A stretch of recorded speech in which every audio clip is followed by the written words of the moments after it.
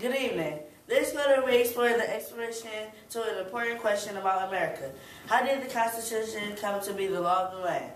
We began our exploration after the Revolutionary War. Can you tell us a little about the United States after the war? Once we were independent from Britain, we were ready for a voice in our own government. We had to overcome some obstacles in the beginning. First, we had to decide whether or not we wanted to become 13 different countries or one united nation.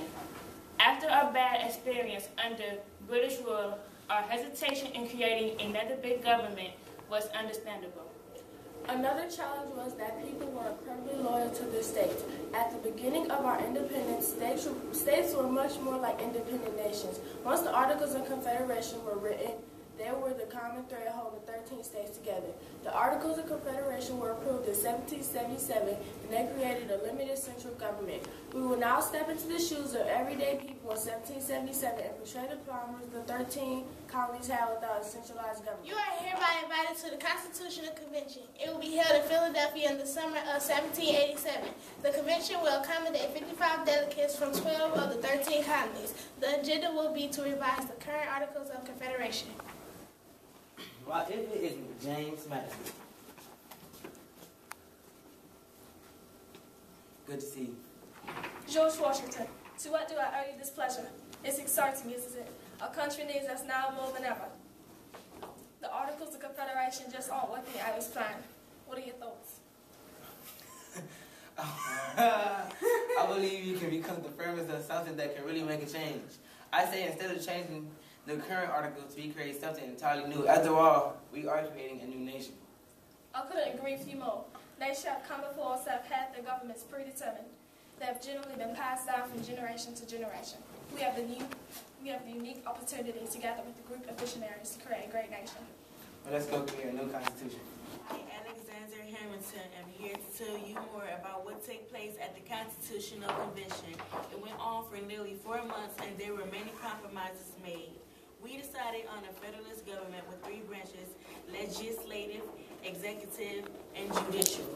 The branches will operate separately but come together for the good of our nation. In the end, we came out with a draft of the Constitution to support a new nation, the United States of America. Now that we had a draft of the Constitution, it had to be approved by the people. When the Constitution was presented to the public, they were in shock. They were expecting a revision to the Articles, not something new. It took some time for all 13 states to ratify the Constitution. Americans were still fearful that the government might gain too much power. Eventually, all 13 states did agree, and the Constitution was ratified. The framers of the Constitution also wanted to be sure that changes could be made to the Constitution if necessary. These changes are called amendments. I am a citizen of the United States of America. I understand that this citizenship comes with both rights and responsibilities. For example, I have the right to nominate people for public office. However, it is my responsibility to vote. I further understand that an upstanding citizen has certain characteristics such as respect, honesty, courtesy, duty, and involvement to his or her country. I will try my hardest to be a citizen that will make my country proud. I am George Mason. You might call me the father of the Bill of Rights. I suggest that adding the Bill of Rights to the U.S. Constitution. Citizens of the United States agree with me because they thought the Bill of Rights could help them government power. The Bill of Rights is merely 500 words. However, the effect of those words has shaped the destiny of the modern world's first democracy. The founding fathers who drafted the U.S. Constitution and the Bill of Rights were passionate about preserving and protecting our freedom. I'm Roger Sherman, and I believe that this state-written Bill of Rights is sufficient. A separate Bill of Rights would be unnecessary. I am an anti-federalist. The federal system includes 3 levels of government: the federal, state, and local levels. Each level has the power to tax and spend money to make and enforce laws. No matter how I felt about a new Bill of Rights, the founding fathers drafted one. We now hold a debate: federalists versus anti-federalists. Decide for yourself which side you would be on. It was interesting exploring how the Bill of Rights protects our freedom. A big part of exploring the Bill of Rights is stepping into the shoes of those who drafted it. We discovered just where our rights are by taking a close look at the amendment and each amendment and making the connection from past to present. We discovered that the Bill of Rights can be connected to how the Bill of Rights can be connected to our everyday lives. As the first president, I, George Washington, faced some challenges. It was tough holding our government together during such a transitional period in our nation. I was charged with getting the government up and running, putting the finances in order, protecting the frontiers, and defending our nation from foreign attacks. Whew. That was a lot to handle. Luckily, I had good men behind me. Thomas Jefferson served as my Secretary of State, Alexander Hamilton was Secretary of Treasury, and Henry Knox was Secretary of War. We in the Federalist Party believed in a strong, centralized government. Here comes James Madison to explain his views on political parties.